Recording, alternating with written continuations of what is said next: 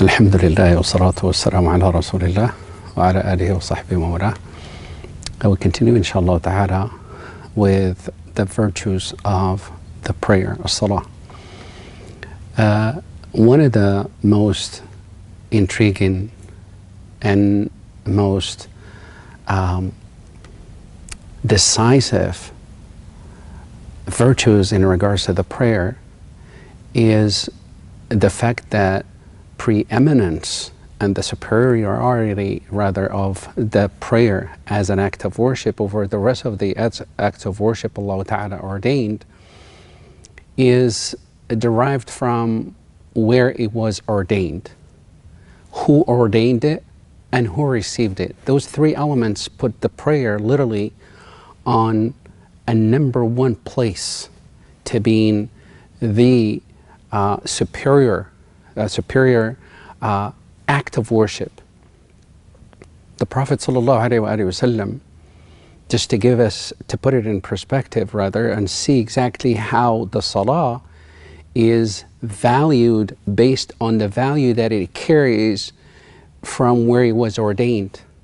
The Prophet ﷺ, when he ascended al-Mi'raj, he went to a place that none of the messengers before him had ever gone to. None of the angels had gone to, including Jibreel alayhi salam. And that is a place known or marked by a tree called Sidra. Al-Muntaha is the utmost border and limit. Al-Muntaha is the limit. And nobody crosses that line from that tree, past that tree. This is why it's called Sidrat al-Muntaha. Sidra is a type of tree. But it marks the actual, and the Prophet ﷺ went on to describe how amazing that tree is. And he says, no one is able to describe the beauty of that tree. The leaf, he said ﷺ, on that tree are in the size of the elephant's ears, huge in the size. The fruits on it are in the size of jars of water, those big jars, qilal.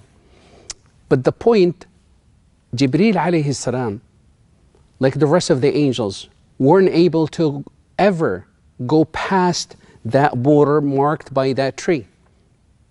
Above that, the Prophet ﷺ was invited and was allowed to cross beyond that limit, Al-Muntaha. And then that's where he was given the gift of the prayer.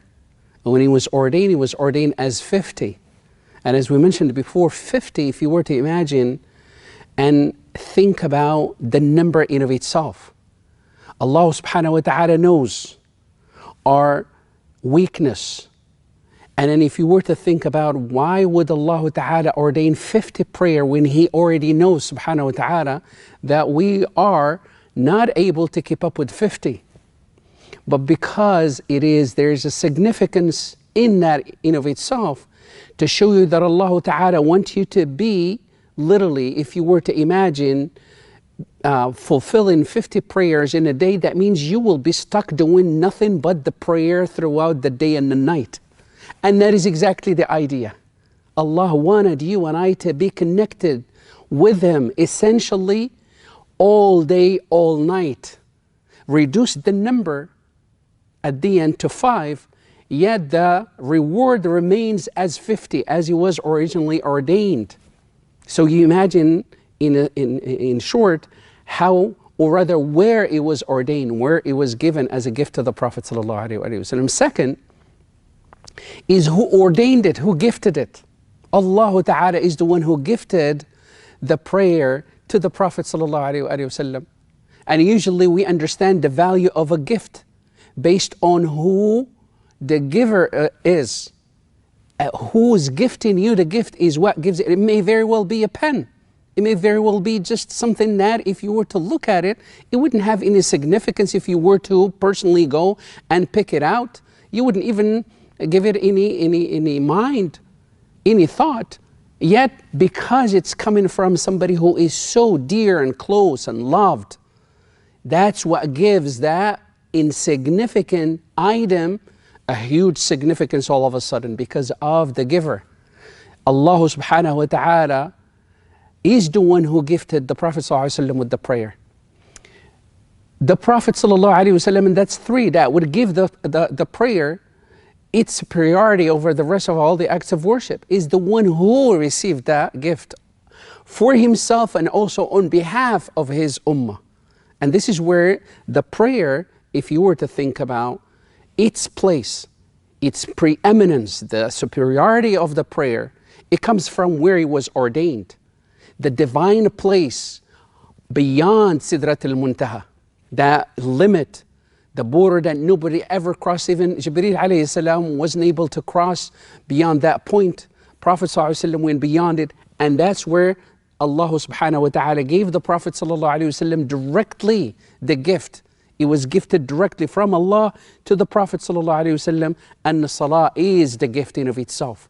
That's what the prayer represents. That in of itself is what makes the prayer of a highest level of divinity. And if you go into the prayer, keep that in mind. You are stepping into a divine act of worship. You are stepping also into a divine space, because that's where the presence of Allah subhanahu wa ta'ala is directly given to you. Allah ta'ala is, you say Allahu Akbar and you stand in the prayer, you are literally facing Allah in that during that act of worship. This is why the Prophet ﷺ said, pay attention that every time you stand in a salah, Allah ta'ala comes and faces you, give you all the attention you need when you stand in a prayer. Because you are in a divine space and you are in a divine act of worship. Because the divinity, although the vehicle in of itself, in its technicality of doing the body movement, the statements of the tongue, of reciting the Quran, making dua, and all of those are all the technical aspect of the prayer.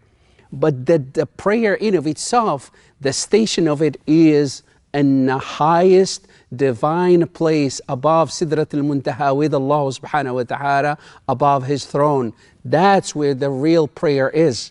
And that's where you are going to be connected. This is why those who build up that level of connection with the prayer or through the prayer will get to that level of being lost into that divine act of worship. We ask Allah subhanahu wa ta'ala to grant us the understanding and grant us the consistency of the prayer. قولوا قولي هذا واستغفر الله لي ولكم صلى الله وسلم على نبينا محمد والحمد لله رب العالمين.